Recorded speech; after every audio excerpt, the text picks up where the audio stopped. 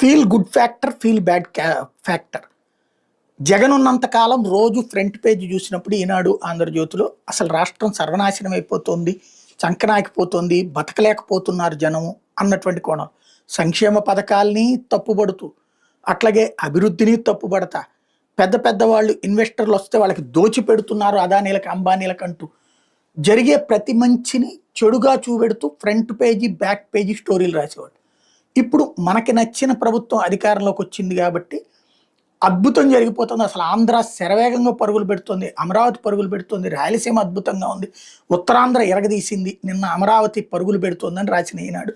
ఇవాళ సీమకు పారిశ్రామిక హంగు పెరిగిపోయింది, అసలు విపరీతంగా జాబ్స్ వచ్చేస్తున్నాయి, లక్షలాది మందికి ఉపాధి వచ్చేస్తుంది, 1,59,000 కోట్ల పెట్టుబడులు వచ్చేసినాయి, 46 భారీ ప్రాజెక్టుల ఏర్పాటుకు అనుమతులు వచ్చేసినాయి, 1.26 లక్షల మందికి ఉపాధి అవకాశాలు వచ్చేసినాయి, విద్యుత్ హబ్గా